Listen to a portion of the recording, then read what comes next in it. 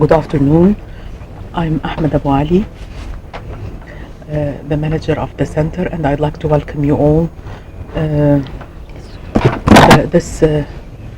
We have an interesting topic to discuss today, and it's a difficult topic as well.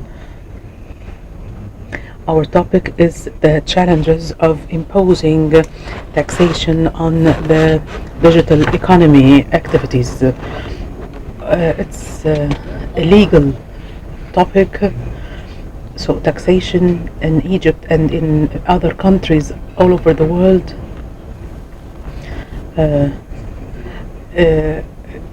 taxation is is according to the activity that takes place within the boundaries of each country. But if you are talking about the transboundaries activities, of course, there's a kind of dispute between countries. That's why there have been some agreements to make sure that there is no duality of taxation. So our topic today is focusing is within this frame, and this is just a brief legal background. Today we are honored to have our speaker, Dr. Mustafa Abdel, the taxes expert in UN and the professor of taxation legislation, Faculty of Commerce and Shams University, and he had worked in different posts. One of them is the head of the Taxation Authority and the head of the Research and International Cooperation Department, and he has PhD in the Taxation and Public Finance from Cairo University. We'd like to welcome you. After Dr. Abla will take the floor, Dr. Mustafa will have the floor after Dr. Abla, and also we have Engineer Ashraf Sabri, the founder of Fawri for e-payments, and Dr. Mr. Hatem Muntasir, the executive partner in Hazem Hassan consultation firm. I'd like to thank you, Mr. Ahmed. Welcome all. Our seminar today is one of several seminars about the economy. We are so interested in this topic, and we have conducted several seminars. We have discussed before the blockchain and the big data, and also the analysis of big data. So this is the third seminar in this frame. How can we deal with the e-economy? This is the future. In Egypt, we are not ready yet for this, for the e-economy. Of course, I think it's a technical topic that we are going to discuss today. So that's why we have seasoned speakers. So we have here IT, Taxation Authority. So we hope that we can reach something together. So simply, our taxation system is not ready yet to deal with the e-economy or the digital economy. So if you'd like to avoid any taxation, you can do that legally and simply. You do this, so it's not kind of evasion here. So if we can discuss the technical topics without making the people, our participants, panic. We have our researcher, Mr. Ahmed. In just 5 minutes, he's going to give us the introduction, and through our experience with Dr. Mustafa is going to delve into the topic immediately. 5 minutes only, please, Ahmed.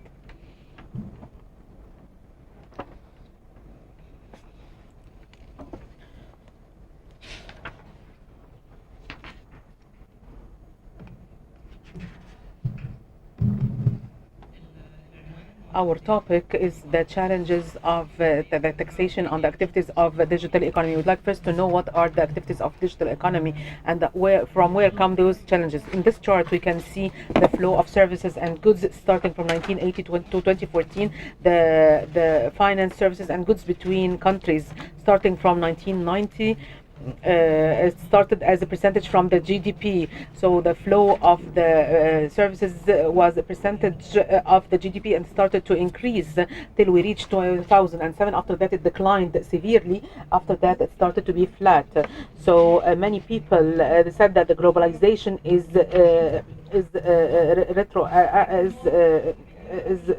witnessing a backset. But no, it's not witnessing a backset, but now we have better communications compared to other, and now it's taking a new form. This is the new form. This is the transformation of data between Middle East and the rest of the world, starting from 2005. This was the chart. It was just only 2 lines, but now it is more complicated. There is a big data transfer.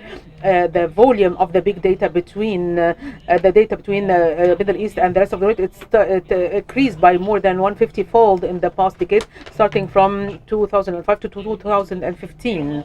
So what is the relevance here about what we're talking today? So this transfer or this transit is a new form of globalization, and it was not accompanied with a similar development in the taxation laws. For instance, we have some companies as Facebook, and we have 814 every 840 subscribers every new minute, and we have 8.4 billion views for YouTube. So now, for the globalization, it was controlled by a multinational company just to start a branch here in Egypt, and they were generating profits here in Egypt. So if they import or export any commodity, or transboundary, in this case I can impose taxes and also impose value added. But now we have Facebook. It's situated in a remote place. All the users are in all the world, and they are gaining profit from all these subscribers. So the network now inside each country, and they are generating profits through these subscribers. That's why this leap or this development from the regular form of the multinational company in a remote place, and the economy cannot catch such activities. And of course there was no development or no transition in the taxation laws, even or not only through the social media, or there were new forms of business models, or also the normal activities and trade activities. Now they are taking new forms. The users now are requesting the merchandise or the goods through e-commerce. In 2017 it was just representing only 10.2 for the retail sales in the world, and it's supposed to reach 231. Alibaba just sold with $25 billion in one day. It's called Bachelor Day. And also for the transport and the logistics, we have Uber as an example. Their income in 2016 was $20 billion, and they are situated in a remote place. It's not inside in Egypt. For the health market, the e-health, the digital health, so you can communicate with a doctor and he give you a prescription through online programs, and to be diagnosed also online. This market was valued by $377 billion. The education, we have 81 million educator through 800 universities online all over the world. Also for the media broadcast, each one of us now has a television in his hand. So when there was a clip released in 2015, Adele was released by Adele, her song Hello, it reached 2.3 billion views, and of course there are advertisements on these songs or these pieces of art. So this video only generated $2 billion. So this is a British citizen who benefited from all this profit, and also the British company. Even in the job market or the work market, many people started to work from based in home. So we can see that 35% of the labor force in America and in USA are working from home, 16% in Europe. So now they are working as freelance. So now the work goes to the person, not the person goes to his work. As we said, this transition, there was no similar transition or no similar development in the taxation laws, and that's why we have the crisis or the problem now.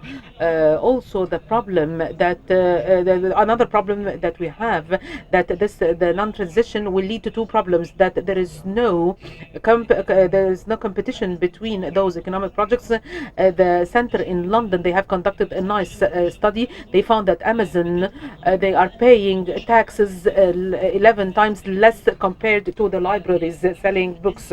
Amazon is going to crush or demolish all these libraries who are selling books if they are not have been taxed.